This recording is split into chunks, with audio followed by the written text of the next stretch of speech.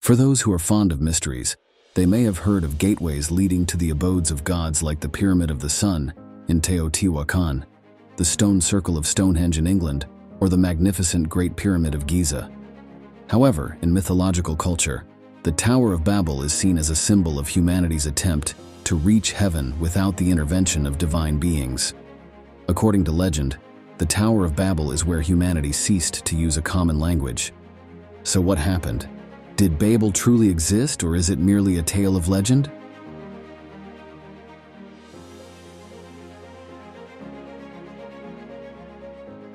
The story of Babel, or Babalu, has been recorded in Genesis, becoming one of the most significant and meaningful tales in the Bible. It symbolizes human rebellion and dispersion, profoundly influencing the development of future cultures.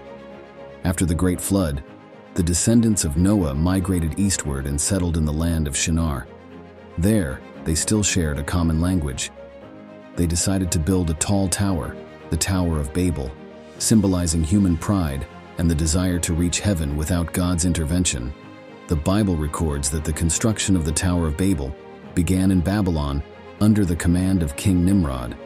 They said to each other, "Let's make bricks and mortar, and let's build a city where we can live together, and let's construct a tower so tall that its top will touch the sky." They began the work, and it must be said they worked diligently. They molded bricks, plenty of bricks, and transported them heavily to the construction site. They piled bricks with mortar higher and higher each day until the tower rose tall and magnificent like a pagan temple. And they continued to build. They did not need a polished and spacious tower, but they wanted their tower to be the greatest architectural achievement in the world, so they could point to it with pride in their accomplishments. King Nimrod sought to establish a connection with the gods living in the heavens, and his greatest aspiration was to converse with supernatural beings. However, the people's and the king's goal was not to honor God, but to build a name for themselves. "Come, let us build ourselves a city and a tower with its top in the heavens, and let us make a name for ourselves, lest we be dispersed over the face of the whole earth." Seeing the ambition of humanity, God used his power to bring disaster upon them. He caused the construction workers building the tower to suddenly speak different languages, so they could no longer communicate and understand each other. As a result, the construction of the Tower of Babel was halted, humanity was scattered into groups with their own languages, and eventually evolved into separate nations.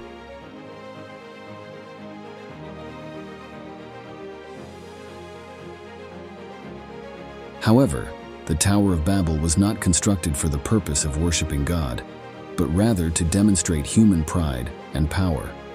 God was displeased with this, as he taught humans that humility is a valuable virtue. However, the descendants of Noah did not repent. Instead, they became even more arrogant and tried to escape God's punishment. They failed to realize that there is nothing that God cannot do. Their foolish actions and thoughts destroyed the plan to build the tower. God did not directly punish them, but instead caused the human community to be unable to understand each other, leading to the cessation of tower construction and dispersal throughout the world. This displeased God, and he said, "If as one people speaking the same language they have begun to do this, then nothing they plan to do will be impossible for them. Come, let us go down and confuse their language so they will not understand each other." This contrary action led to the punishment of humanity. Initially, when everyone spoke the same language, now they could not understand each other because languages were divided into many tongues. Humans were also scattered across the earth. The Tower of Babel, a symbol of human strength when united, was never completed due to the loss of unity and cohesion in language. However, to this day, there is no evidence to confirm the authenticity of what is stated in the Bible. Although there are currently about 5,000 languages in the world, and language researchers have pointed out that, contrary to fragmentation, languages are becoming more similar as we look back into the past.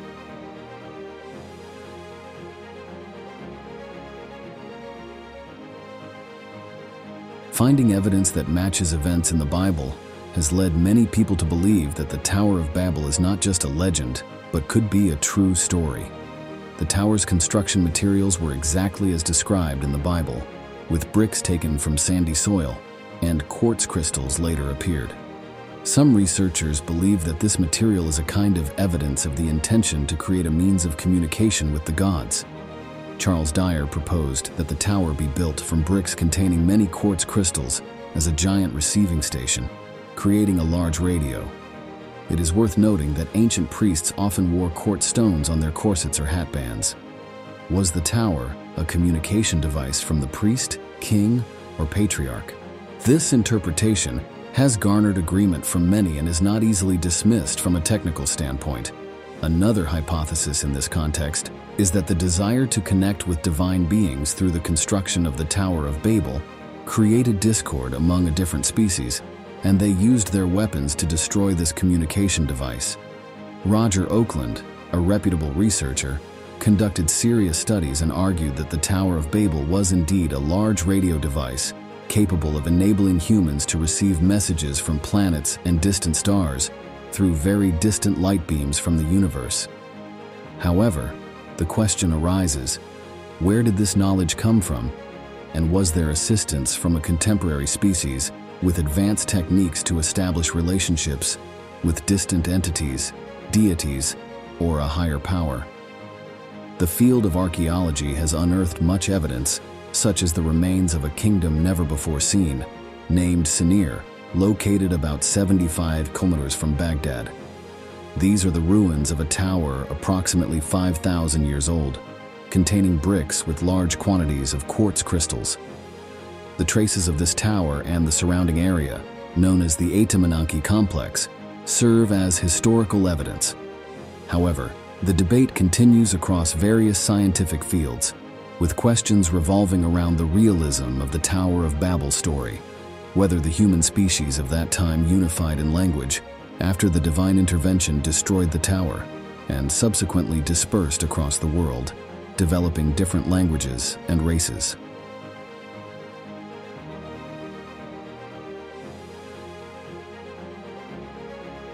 When it comes to the Tower of Babel and the city of Babylon, the Bible simply refers to them as that city and that tower. Babel in ancient Hebrew carries the meaning of confusion, chaos, like a tangled mess. Therefore, this myth is known as Babel or Babalu. According to research, the tower has a shape similar to the oldest pyramids in Egypt.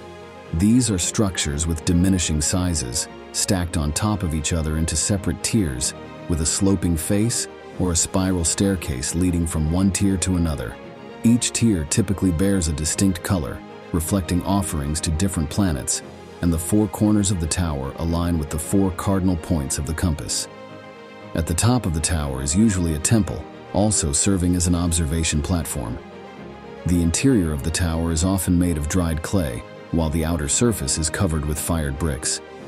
A special type of resin in the Babylonian region, similar to asphalt, was often used instead of mortar in the construction process. This type of tower is often referred to as a Zienkund. One cannot ignore Peter Bruegel's paintings. These two paintings provide the most realistic view of the Tower of Babel. In this painting, Bruegel does not focus too much on the story in the Bible, but focuses more on depicting the process of building the Tower of Babel. Bruegel clearly showed the scene of thousands of people working hard to build the tower. The new bricks still have a bright red color. Because the tower construction process was so long, the bricks in the lower part have turned slightly gray. This building has a system of corridors to go up, but it does not seem to have any rooms designed. This shows that the entire tower only serves one purpose: to build higher and higher. Next to the tower, Bruegel depicts a busy harbor, where ships have just finished unloading their cargo of construction materials. Not all construction materials arrive by ship. We can clearly see the quarried stone blocks around the tower. A nearby river provided clay for firing the bricks. Construction materials are lifted by a crane system along the tower. At first, it is thought that Bruegel's Tower of Babel is divided into tiers, but upon closer inspection, you will discover that the tower is not simply tiered, but is actually a spiral going up. There is no obvious stratification. What do you think about this far-fetched dream that they put their faith in the Tower of Babel? Please let me hear your opinion below in the comments section.